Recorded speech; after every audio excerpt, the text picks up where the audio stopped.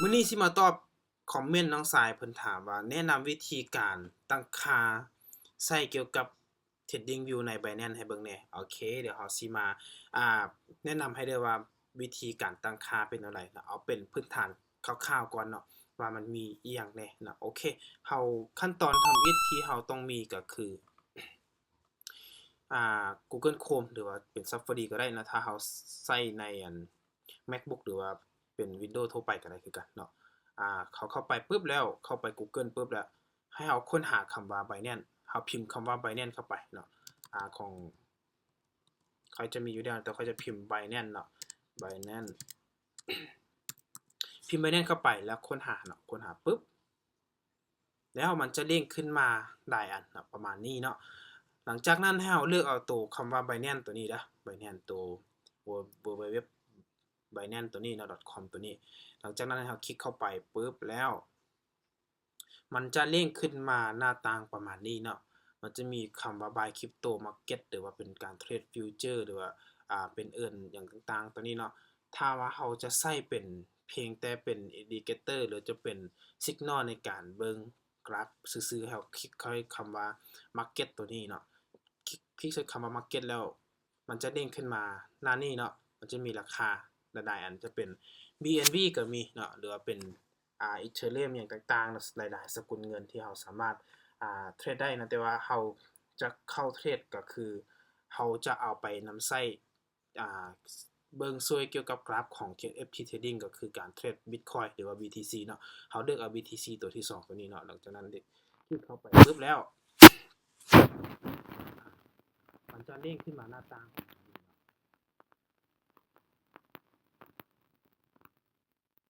จะเป็นประมาณนี้หรือจะเป็นขึ้นของการซื้อขายราคาการซื้อขายเด้งขึ้นมาหลายๆอันแบบนี้เนาะของแอดมินก็คือต้องจะมีเนาะจะมีกราฟอย่างต่างๆถ้าว่าผู้ใดที่ว่าบ่เคยตั้งค่าแล้วจะบ่เห็นเส้นพวกนี้เนาะจะบ่เห็นเส้นเกี่ยวกับเขาเอิ้นว่าเส้น RSI หรือว่าเป็นเส้น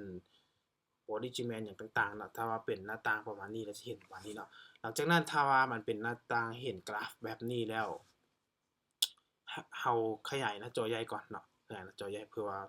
จะเห็นละเอียดก่อนเนาะก็คือเราต้องมาปรับก่อนเนาะสังเกตเบิ่งเราจะเห็นราคาอยู่เนาะ BTC USDT เนาะเราราคาปัจจุบันก็คืออยู่ที่ 67,000 กับ170ปลายนึงเนาะขั้นตอนทำอิฐก็คือให้เราเข้ามาบนนี้นะถ้าผู้ใดที่ว่าบ่เคยตั้งค่าก็คือให้มาเลือกเอาที่แท่งเทียนตัวนี้เนาะจะเป็นหลายๆอันเนาะถ้าว่าเลือกใส่ตัวใดก็ได้เนาะแต่ว่าถ้าว่าเป็นกราฟ4กราฟหรือว่าอหยังต่างๆให้เราเลือกถ้าว่าเลือกตัวนี้จะเป็นประมาณนี้เนาะถ้าว่าเราเลือกเอาตัวที่2ให้เราเลือกเอาตัวที่2เนาะจะเป็นกราฟแท่งสีเขียวกับสีแดงเนาะคือกับ FT Trading เลยเนาะหลังจากนั้นก็คือให้เรามาเลือกเวลาก่อนเนาะพอเวลาขั้นต่ำสุดหรือเวลาที่เราจะใช้ในการเบิ่งซวยเนาะถ้าว่าผู้ใดที่ว่าบ่เคยเข้าแล้วมันจะขึ้นมาอยู่ที่ Original ตัวนี้เนาะถ้าว่าเป็นตัวนี้จะเป็นแท่งราคาคือกันเนาะแต่ว่าให้เราเลือกเอาตัว TradingView เนาะเพราะว่ากราฟใน TradingView มันจะค่อนข้างที่จะตรงกับกราฟใน FT Trading เนาะเพราะว่าเวลามันจะบ่เท่ากันนะเพราะเวลา FT Trading เราสามารถปรับได้อยู่ที่1นาทีเนาะให้เราเลือกเอาอยู่จุดนี้เนาะ 1M ตัวนี้ปุ๊บแล้วถ้าผู้ใดบ่เลือกก็คลิกที่นี่เนาะคลิกที่ Time ตัวนี้เราสามารถเลือกเอาเราเลือกเอาตัว 1M ตัวนี้แล้วมันจะเด้งขึ้นมาแบบนี้เนาะจะเป็น1แท่งของ FT Trading กับ1แท่งของ TradingView จะเท่ากับ2แท่งของ FT Trading เนาะหลังจากนั้นก็คือให้เราเลือกเอาอยู่ที่ตัวนี้เนาะจะเป็นคล้ายๆกับว่าเป็นคลื่นหรือว่าเป็นรูปตัว L นี่เนาะคลิกใส่ตัวนี้แล้วให้เราเลือกเอาเส้น RSI ก่อนเนาะ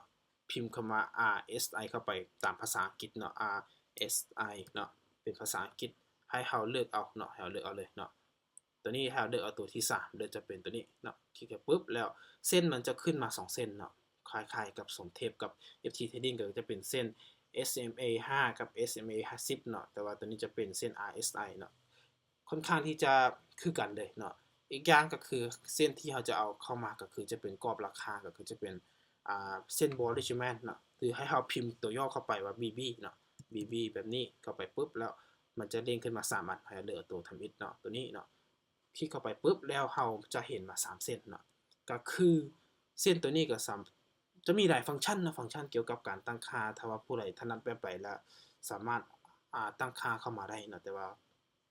สำหรับแอดมินนะแอดมินใส่เส้นประมาณ 3-4 เส้นนี้เนาะจะเป็นเส้น Body Shaman กับเส้น RSI ตัวนี้เนาะเราสามารถปรับสีได้เนาะปรับสีได้ก็คือถ้าว่าเราปรับสีก็คือให้เราคลิกใส่บอลนี้เนาะมันจะมีคลิกใส่บอลเส้นนี้มันจะมีคำว่าตั้งค่าอยู่เนาะ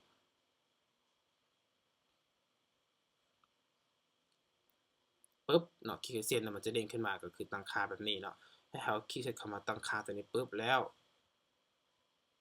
มันจะเด้งขึ้นมาแบบนี้เนาะจะมี3เส้นก็คือเส้นสีฟ้า2เส้นกับเส้นสีแดงเดี๋ยวแอดมินจะปรับเป็นตัวนี้สีฟ้า2แล้วก็เส้นสีแดงตัวนี้เนาะเดี๋ยวจะปรับเป็นสีก็คือคลิกใส่เลยเนาะคลิกใส่ปึ๊บแล้วมันจะมีเด้งขึ้นสีขึ้นมาเนาะเราก็สามารถเลือกได้เนาะเรามักสีใดเนาะเราสามารถเปลี่ยนได้เห็นบ่มันจะเด้งขึ้นมาเป็นสีเหลืองสีแดงก็ได้เนาะแอดมินเลือกเอาเป็นสีแดงเนาะแล้วก็จะเพิ่มขนาดเส้นขึ้นไปพอเป็นเส้นน้อยโพดแล้วจะเพิ่มเป็นเส้นใหญ่น้อยก็ได้คือกันเนาะตามความถนัดของใครเลยหลังจากนั้นเส้นสีฟ้า2เส้นนี้ก็คือกันเนาะหลังจากที่ว่าเลือกเอาแล้วเนาะเลือกเส้นใหญ่สีสุดซะเนาะหลังจากเลือกแล้วมาเลือกตัวที่2จะปรับเป็นสีฟ้าให้มันเข้มขึ้นเราก็สามารถเลือกไล่เนาะเลือกไล่เลยเนาะ1 2 3เราสามารถเลือกได้คือกันเนาะตัวนี้เลยเนาะถ้าให้มันเข้มขึ้นก็จะเป็นตัวนี้เนาะง่ายๆเนาะวิธีการตั้งค่าถ้าว่าผู้ใดถนัดแบบใดสามารถตั้งได้เนาะเพราะมันมีหลายฟังก์ชันเกี่ยวกับการตั้งค่าคือกันถ้าว่าเป็นเส้น RSI คือกันเนาะถ้าว่าให้มันคล้ายคือกับเส้น Body Shaman ใน FT Trading ตัวนี้เนาะเราก็สามารถคลิกเข้าไปคือกับตัวเทิงเนาะคลิกเอาเมาส์หรือว่าอย่างจี้ใส่บอลเส้นนี้นะแล้วก็คลิกขวาเนาะมันจะเด้งขึ้นมาตั้งค่าขึ้นมาเนาะมันจะเป็นประมาณนี้นะแล้วก็คลิกเข้าตัวฟันเฟืองแล้วเป็นตั้งค่าตัวนี้ปุ๊บแล้วเราสามารถปรับได้เนาะเส้นสีฟ้าก็คือเฮ็ดเข้มขึ้นมาได้เนาะเอาประมาณนี้เนาะแล้วตัวนี้ก็เพิ่มเป็นเส้นสีแดงก็ได้เนาะจะมีสีอยู่นี่เนาะสามารถเพิ่มได้เนาะโอเคประมาณนี้เนาะ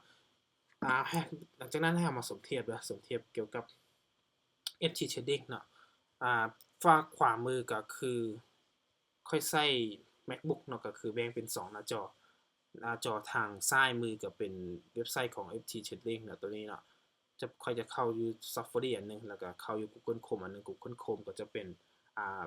Binance หรือจะเป็น TradingView เนาะก็ประมาณนี้เนาะแล้วก็ฝั่งซ้ายมือก็จะเป็น FT ทีนี้เขาก็สามารถเอานำใช้ได้เนาะส่วนวิธีการตั้งค่าวิธีการนำใช้เราสามารถเอาไปศึกษาแล้วก็เรียนรู้ได้เนาะคร่าวๆเดี๋ยวสิมาเฮ็ดคลิปต่อไปให้เบิ่งว่าวิธีการนำใช้เกี่ยวกับเส้นพวกนี้มันมีความหมายหรือว่าสามารถช่วยเราวิเคราะห์ได้น้อยหลายส่ำใดเนาะเกี่ยวกับการเทรดเนาะสำหรับข้อยมันช่วยได้หลายเติบเนาะอีกอย่างก็คือตั้งค่าจะมีหลายอันเนาะสามารถตั้งเข้ามาได้อันใดจะเป็นพวกเส้นฟังก์ชันเกี่ยวกับการตีกรอบราคาอหยังบ่ประมาณนี้เนาะนี่ประมาณนี้อันนี้ตีใสๆก็ได้เนาะถ้าเราสมมุติว่าในโซนนี้นะที่ค่อยจะปรับเป็นโซนแนวรับแนวต้านแบบนี้เนาะค่อยปรับคลิกใส่เส้นพวกนี้เนาะฟังก์ชันได้เนาะสามารถเลือกได้เนาะว่าจะเลือกใส่บนใดเนาะอันนี้ก็ง่ายๆเลยเนาะเกี่ยวกับการตั้งค่าของ TradingView หรือว่าBinance เข้ามาช่วยเกี่ยวกับการเทรดใน FT Trading เนาะสำหรับวิธีการนำใช้หรือว่าวิธีการวิเคราะห์สามารถไปตั้งค่าแล้วก็สามารถเบิ่งสังเกตเบิ่งได้เนาะส่วนวิธีการจับจุดแต่ละจุดเนาะระหว่างเส้นพวกนี้ก็คือเดี๋ยวสิมาเฮ็ดคลิปต่อไปเด้อตัวนี้จะเป็นคร่าวๆของการตั้งค่าเกี่ยวกับอ่า TradingView เนาะเกี่ยวกับ TradingView เพื่อช่วยเป็น Signal หรือเป็น Indicator เกี่ยวกับการออกออเดอร์เพิ่มความมั่นใจให้เราเองเนาะง่ายๆประมาณนี้เด้อเดี๋ยววิธีการนำใช้เดี๋ยวสิมาเฮ็ดคลิปต่อไปให้เด้อ